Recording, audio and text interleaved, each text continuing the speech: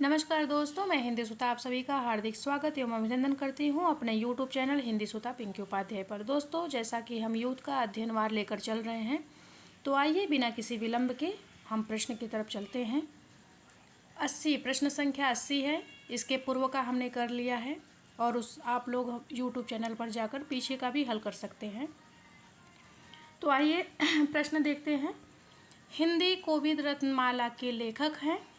तो ये बहुत महत्वपूर्ण प्रश्न है। आप लोग जानते हैं परीक्षा में बार बार इससे पूछा जाता है। हिंदी कोविद रत्नमाला के लेखक हैं तो बाबू श्याम सुंदरदास जी हैं। आइए इसको विस्तार से देखते हैं।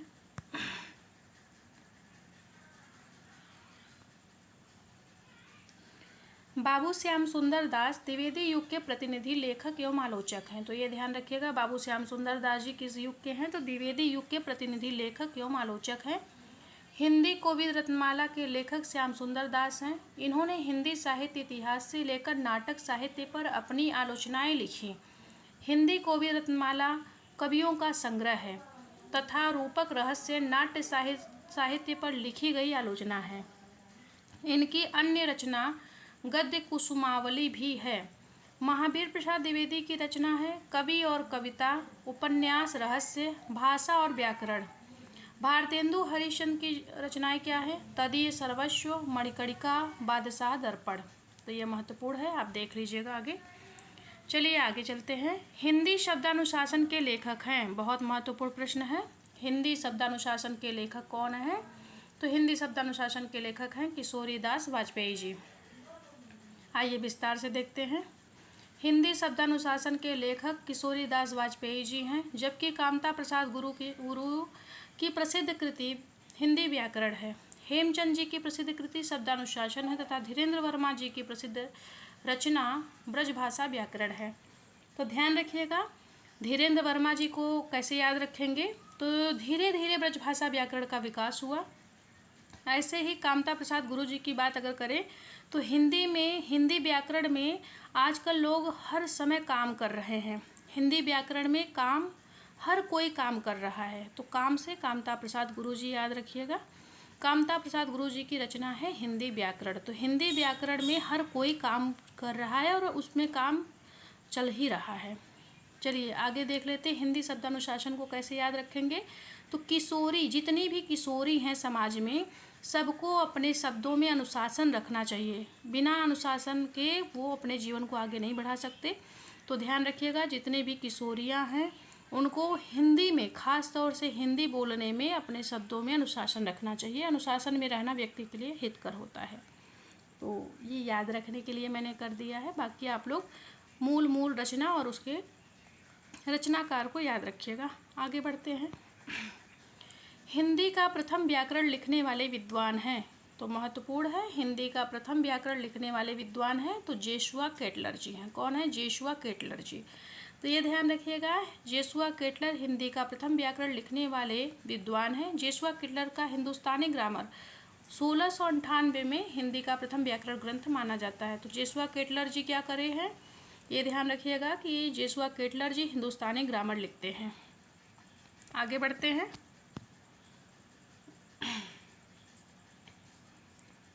अगला प्रश्न है, a history of Hindi literature के लेखक हैं। तो फ्रैंक ई के जो है a history of Hindi literature के लेखक हैं। जॉर्ज अब्राहम, तो ये ध्यान रखिएगा, पहले ये देख लेते हैं। A history of Hindi literature के लेखक फ्रैंक ई के हैं। जॉर्ज अब्राहम ग्रियर्सन ने the modern vernacular literature of Hindustan लिखा था। आचार्य रामचंद्र शुक्ल ने हिंदी साहित्य का इतिहास नामक पुस्तक लिखी है जो 1929 में प्रकाशित हुई है। आगे बढ़ते हैं। आचार्य रामचंद्र शुक्ल ने द्वितीय उत्थान का समय कब से कब तक तय किया है? तो ये ध्यान रखिएगा, आचार्य रामचंद्र शुक्ल जी ने द्वितीय उत्थान का समय कब से कब तक तय किया है? तो ये ध्यान रखिएगा, बहुत महत्वपूर्ण है, 1893 से 1918 ईस्वी तक।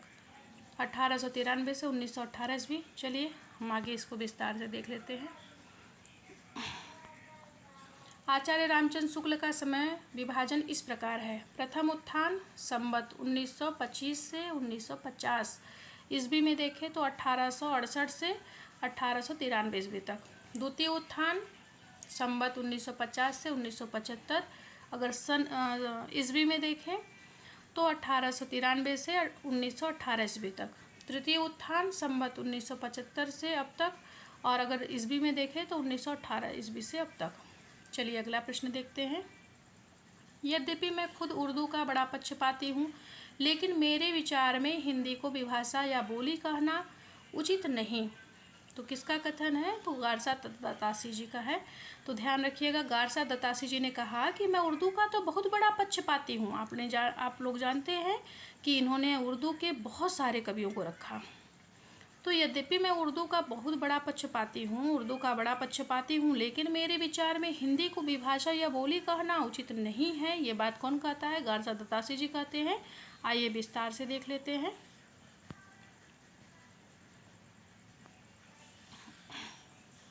गारसा दत्तासी एक फ्रांसीसी विद्वान थे जो पेरिस में हिंदुस्तानी या उर्दू के अध्यापक थे।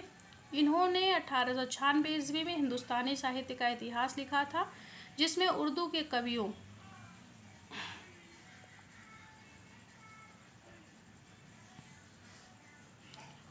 कवियों के साथ हिंदी के कुछ विद्वान कवियों का भी उल्लेख किया था। तो ये ध्यान रखिएगा। 1909 ईस्वी में अपने व्याख्यान में इन्होंने हिंदी और उर्दू दोनों भाषाओं की युगपद सत्ता इन शब्दों में स्वीकार की तथा कहा, यद्यपि मैं खुद उर्दू का बड़ा पक्षपाती हूँ, लेकिन मेरे विचार में हिंदी को विभाषा या बोली कहना उचित नहीं है। तो ये उर्दू के पक्षपाती तो हैं, बहुत बड़े पक्षपाती हैं, लेकिन ये कहते हैं कि मेरे विचार में हिंदी को विभाषा या बोली कहना उचित नहीं है, भले मैं फ्रेंच विद्वान हूँ। आगे बढ़ते हैं प्रश्नोत्तर की तरफ। आचार्य रामचंद्र शुक्ल ने प्रथम उत्थान का समय कब से कब तक निर्धारित किया? तो ध्यान रखिएगा, आचार्य रामचंद्र शुक्ल जी ने प्रथम उत्थान का समय कब से कब तक निर्धारित किया है? तो महत्वपूर्ण है 1868 से 1893 ईस्वी तक। चलिए इसको विस्तार से देखते हैं। आचार्य रामचंद्र शुक्ल जी ने प्रथम उत्थान का समय सन 1868 से 1893 ईस्वी तक निर्धारित किया है। अगला प्रश्न देखते हैं। पुराने हिंदी ग्रंथ के लेखक हैं। बहुत महत्वपूर्ण प्रश्न है और इससे प्रश्न हमने पीछे भी देख लिया है। पुराने हिंदी ग्रंथ के लेखक हैं तो चंद्र शर्मा गुलेरी। हम बार बार कहते हैं चंद्रमा, जो हमारे चंद्रदेव हैं वो बहुत पुराने हैं, तो पुरानी बातें वही करेगा जो पुराना होगा। तो चंद्रदेव जी पुराने हैं, इसलिए चंद्रधर शर्मा गुलेरी जी बार बार पुरानी हिंदी की बात करते हैं। आइए याद करने के लिए याद रखिएगा, बाकी आप मूल रचना और मूल रचनाकार को याद रखिएगा। पुरानी हिंदी ग्रंथ के लेखक चंद्रधर शर्मा गुलेरी ने की है। अन्य लेखकों के इतिहास ग्रंथ इस प्रकार है। आइए देख लेते हैं क्या है।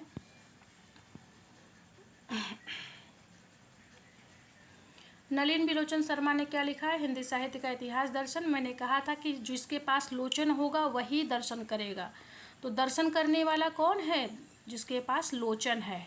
ठीक है, तो ध्यान रखिएगा। नलिन बिलोचन शर्मा जी ने हिंदी साहित्य का इतिहास दर्शन लिखा। रामचंद्र शुक्ल जी ने हिंदी साहित्य का इतिहास लिखा है, जो कि बहुत प्रसिद्ध है, 1929 में लिखा गया है। हजारी प्रसाद द्विवेदी जी ने हिंदी साहित्य की भूमिका बनाई। तो हजारों भूमिका हर कोई बना रहा है अपने जीवन में लेकर के, साहित्य से लेकर के हर क्षेत्र में हर व्यक्ति हजारों भूमिका बनाता है। तो ध्यान रखिएगा। हिंदी साहित्य की भूमिका पुस्तक के लेखक कौन हैं? तो हजारी प्रसाद द्विवेदी जी हैं। हिंदी साहित्य का दूसरा इतिहास ग्रंथ के लेखक कौन है? बहुत प्रसिद्ध है। दूसरा इतिहास कौन लिखता है? तो बच्चन सिंह जी लिखते हैं। आप सभी लोग जानते हैं, ये बहुत प्रसिद्ध रचना है हिंदी साहित्य का दूसरा इतिहास। आइए विस्तार से देख लेते हैं। हिंदी साहित्य का दूसरा इतिहास ग्रंथ के लेखक बच्चन सिंह हैं। निम्नलिखित लेखकों के द्वारा रचित ग्रंथ है। नाम और सिंह जी ने क्या लिखा है? आधुनिक हिंदी साहित्य की प्रवृत्तियाँ। तो जिसका नाम होगा वही तो प्रवृत्ति करेगा, और आधुनिक युग में हर कोई अपना नाम कमाना चाहता है। तो ये ध्यान रखिएगा। नाम और सिंह जी ने क्या लिखा है? आधुनिक हिंदी साहित्य की प्रवृत्तियाँ। जिसका नाम होगा वही आधुनिक युग में हर कोई अपना नाम कमाना चाहता है और अपनी प्रवृत्ति बनाना चाहता है। याद करने के लिए बस इसे याद रखिएगा। बाकी अब मूल रचनाकार मैं बार बार कहूँगी कि उसी को याद रखिए। ये तो मैं कोडिंग इसलिए करवा दे रही हूँ कि आपके मस्तिष्क में ये बैठा रहे। सुमन राजे जी कहते हैं हिंदी साहित्य का आधार इतिहास। तो सुमन राजे जी कहती हैं कि मैं तो सुमन राजे जी हूँ। तो अगर आपको राज करना है तो आधा इतिहास मत लिखिए, पूरा इतिहास लिखिए। क्या लिखिए? पूरा इतिहास। तो हिंदी साहित्य का आधा इतिहास कौन लिखा है? सुमन राजे जी। और हिंदी साहित्य का आधा इतिहास ध्यान रखिएगा, यह बहुत महत्वपूर्ण है और बार बार पूछा जाता है। बच्चन सिंह जी का देख लेते हैं। आधुनिक हिंदी साहित्य का इतिहास। तो आधुनिक हिंदी साहित्य का इतिहास कौन लिखेगा? तो बच्चे हर जिसने घर में या संसार में जितने भी बच्चे हैं वो क्या करते हैं? आधुनिकता में ही जीना चाहते हैं। तो इसलिए बच्चन सिंह जी को याद रखिएगा कि बच्चन सिंह जी कह रहे हैं कि हम हमेशा आधुनिक हिंदी साहित्य का इतिहास पढ़ेंगे, पीछे की पढ़ने की ज़रूरत नहीं है। आइए, हिंदी साहित्य का आधा इतिहास निम्नलिखित में से किसके द्वारा लिखा गया है? अभी हमने पीछे ही देखा है, आइए देख लेते हैं। डॉक्टर सुमन राजे जी ने हिंदी साहित्य का आधा इतिहास लिखा। जिसको राज करना है वो आधा इतिहास नहीं पूरा इतिहास लिखेगा। तो याद करने की दृष्टि से मैं आपको बता रही हूँ, बाकी आप लोग मूल रचनाकार को जरूर याद रखिएगा। हिंदी साहित्य का आधा इतिहास लिखा है 2003 में। इस ग्रंथ को लिखने वाले हैं सुमन राजे जी, डॉक्टर सुमन राजे जी ने इसको लिखा है। आगे बढ़ते हैं। हिंदी भाषा और साहित्य 1930 में डॉक्टर श्याम सुंदर दास जी। तो ध्यान रखिएगा, जिसकी भाषा सुंदर होगी वही तो साहित्य लिखेगा, जिसकी भाषा सुंदर होगी वही तो साहित्य लिखेगा। तो हिंदी भाषा और साहित्य 1930 में डॉक्टर श्याम सुंदर दास जी ने लिखा। आगे बढ़ते हैं। मॉडर्न हिंदी लिटरेचर 1939 ईस्वी में डॉक्टर इंद्रनाथ मदान जी। तो ये ध्यान रखिएगा, मॉडर्न हिंदी लिटरेचर। तो इंद्रदेव हमेशा मॉडर्न, आप जानते हैं ना कि जो इंद्रनाथ मदान जी की बात कर रहे हैं, तो जो मॉडर्न होगा वही तो इंद्रनाथ होगा। अगर इंद्र के नाथ बनना है तो आपको क्या बनना पड़ेगा? मॉडर्न बनना पड़ेगा। Modern Hindi literature, modern Hindi में लिटरेचर बोलना पड़ेगा, भाषा बोलनी पड़ेगी। चलिए, साहित्य रचना पड़ेगा। आगे बढ़ते हैं। आचार्य रामचंद्र शुक्ल ने हिंदी साहित्य के आधुनिक काल को किस अन्य नाम से अभिहित किया? देख लेते हैं हम। रामचंद्र शुक्ल जी ने हिंदी साहित्य के आधुनिक काल को और किस नाम से, अन्य नाम से अभिहित किया है? तो गद्यकाल नाम से किया है। किस नाम से? गद्यकाल नाम से किया है। ये महत्वपूर्ण है। आचार्य रामचंद्र शुक्ल जी ने हिंदी साहित्य के आधुनिक काल को गद्यकाल के नाम से अभिहित किया है। शुक्ल जी द्वारा काल विभाजन तथा दोहरा नामकरण इस प्रकार है। तो देख लेते हैं क्या है।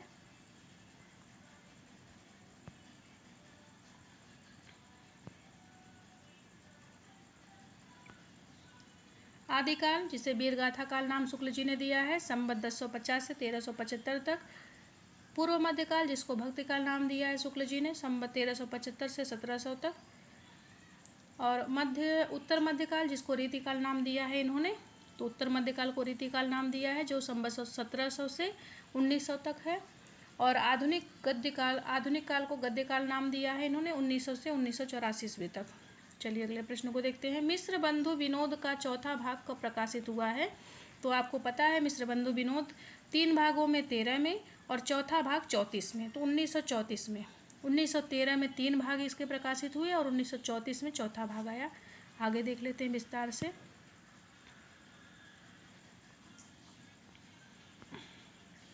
मिश्र बंधुओं में गणेश बिहारी, श्याम बिहारी, सुखदेव बिहारी मिश्र जी हैं। मैंने बताया था ये 3 भाई मिलकर के इन्होंने सारे ग्रंथों की रचना की है, जितने भी अपने ग्रंथों की रचना की है, जिसे गशासु के नाम से हम लोग जानते हैं। तो ग से गणेश बिहारी, श्या से श्याम बिहारी, सु से सुखदेव बिहारी। सुखदेव बिहारी ने मिश्र बंधु विनोद नामक इतिहास ग्रंथ की रचना की। मिश्र बंधु विनोद 4 भागों में विभक्त है, जिसके प्रथम 3 भाग प्रकाशन 1913 में, तो 13 से 3 हो गया, तथा चतुर्थ भाग का प्रकाशन 1934 में हुआ। तो 34 यहाँ 4 है, लास्ट अंतिम में देखिए 4 दिख रहा है, तो ये 34 अर्थात चौथा भाग है, और 13 है तो 3 भाग 13 में। आगे बढ़ते हैं।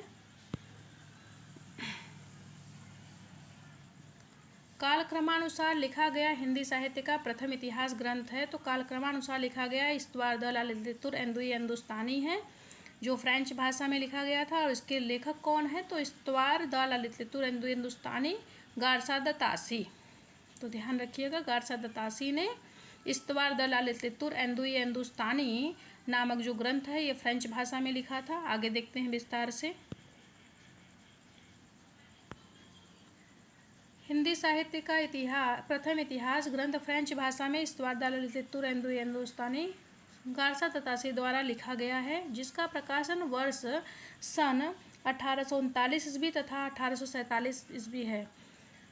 अन्य इतिहास ग्रंथ इस प्रकार है। शिव सिंह सरोज 1883 में, शिव सिंह सेंगर ने लिखा है। तो शिव सिंह सरोज, देखिए शिव सिंह के नाम से ही स्पष्ट हो जाएगा कि शिव सिंह सरोज जो है ये जो ग्रंथ है, इतिहास ग्रंथ है, इसको लिखने वाले शिव सिंह सेंगर जी हैं। 1883 में the modern vernacular literature of Hindustan 1888 में, तो जॉर्ज ग्रियर्सन जी ने 1888 में लोगों को मॉडर्न बना दिया था, the modern vernacular literature of Hindustan.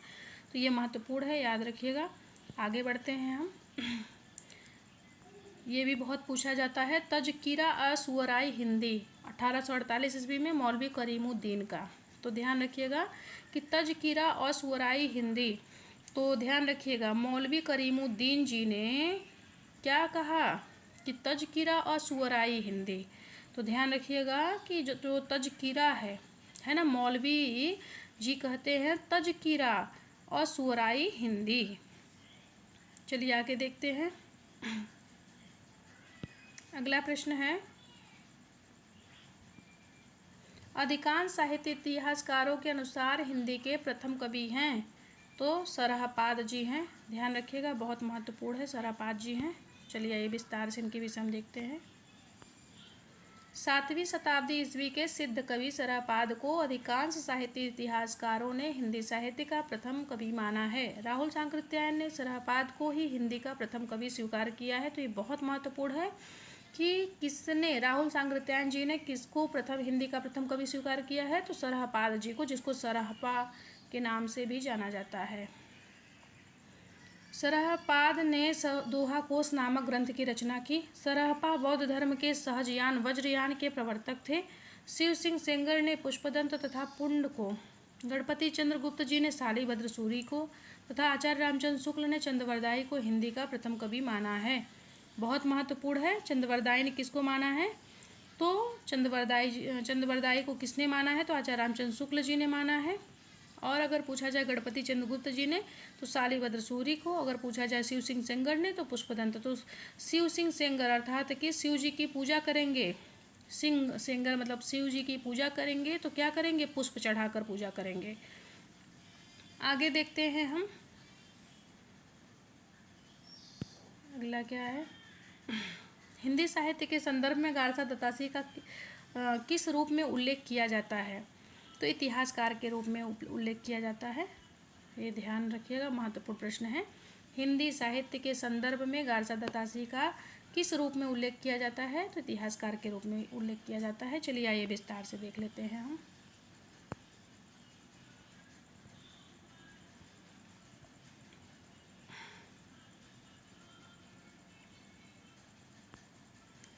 Hindi साहित्य के इतिहास में गारसा दत्तासी जी का इतिहासकार के रूप में उल्लेख किया जाता है। इनके द्वारा सन 1839 ईस्वी में फ्रेंच भाषा में लिखा गया इस्तवार दा लितुर एंदुई हिंदुस्तानी हिंदी साहित्य का प्रथम इतिहास ग्रंथ माना जाता है। तो इस्तवार दा लितुर एंदुई हिंदुस्तानी हिंदी साहित्य का प्रथम इतिहास ग्रंथ माना जाता है, जो फ्रेंच भाषा में लिखा गया। और पूछा जाए कि हिंदी साहित्य के संदर्भ में गारसा दत्तासी का इतिहासकार के रूप में उल्लेख मिलता है, तो किस रूप में उल्लेख मिलता है, तो इतिहासकार के रूप में मिलता है। और इन्हें प्रथम साहित्य इतिहास लेखक भी माना जाता है। अगला प्रश्न देखते हैं,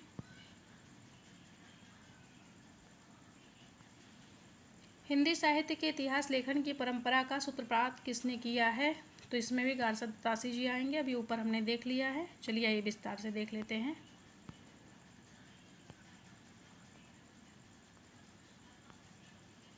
हिंदी साहित्य के इतिहास लेखन की परंपरा का सूत्रपात फ्रेंच विद्वान गारसा दत्तासी ने किया। इन्होंने फ्रेंच भाषा में इस्तवार दा लितुर एंदुई हिंदुस्तानी नामक इतिहास ग्रंथ लिखा, जिसमें हिंदी और उर्दू के अनेक कवियों का विवरण अंग्रेजी के वर्णक्रमानुसार दिया गया है। तो ध्यान रखिएगा कि अगर पूछा जाए गारसा दत्तासी की शैली क्या है, तो वर्णक्रमानुसार है। कैसा है, वर्णक्रमानुसार है।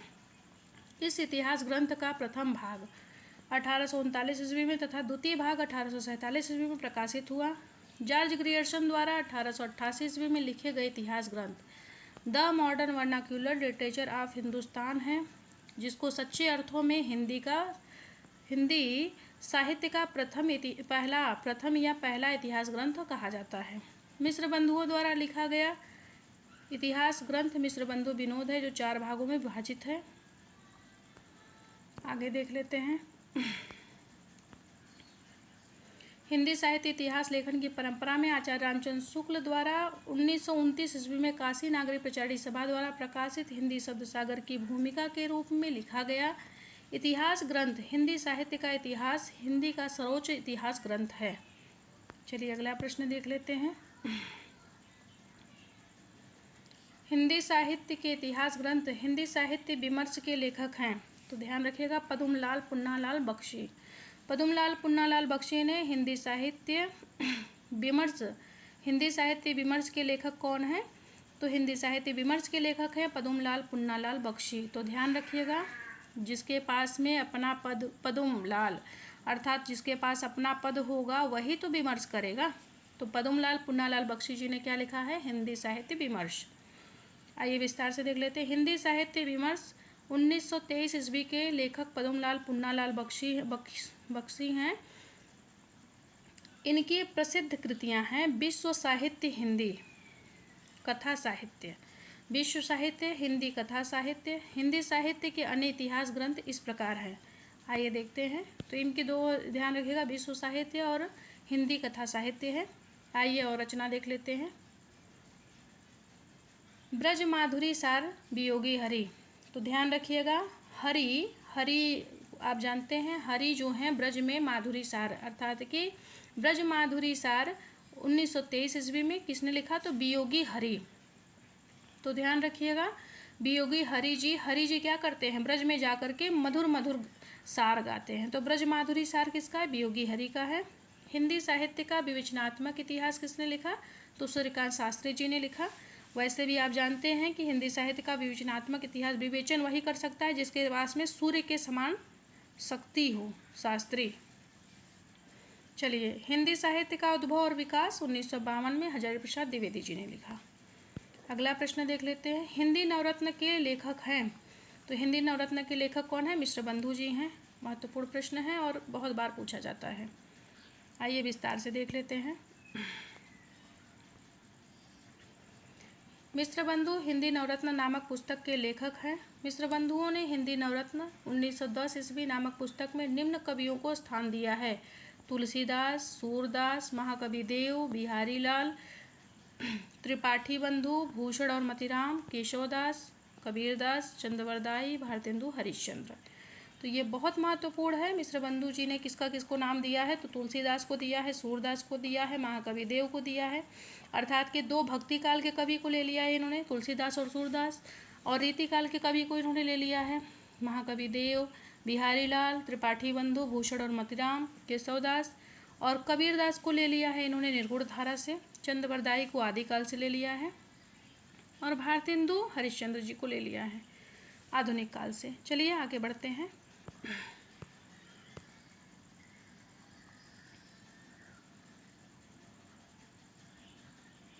सूची 1 का मिलान सूची 2 से कीजिए और दिए गए कूट से सही उत्तर का चयन कीजिए। तो आचार्य रामचंद्र शुक्ल जी ने क्या नाम दिया है? नामकरण है इतिहासकार और उसके नामकरण है। तो आचार्य रामचंद्र शुक्ल जी ने दिया है वीरगाथा काल, हजारी प्रसाद द्विवेदी जी ने दिया है आदिकाल, राहुल सांकृत्यायन जी ने दिया है सिद्ध सामंत काल, और मिश्र बंधुओं ने दिया है प्रारंभिक काल। तो ध्यान रखिएगा मिश्र बंधु जी ने क्या दिया है? प्रारंभिक काल नाम दिया है। आइए देख लेते हैं, मिलान कर लेते हैं। तो शुक्ल जी ने दिया है वीरगाथा काल, अर्थात कि विकल्प डी सही है, विकल्प डी सही है। फिर से मिलान कर लेते हैं। वीरगाथा काल हजारी प्रसाद द्विवेदी आदिकाल, और सिद्ध सामंत काल राहुल सांकृत्यायन जी, मिश्र बंधु जी प्रारंभिक काल। आगे बढ़ते हैं।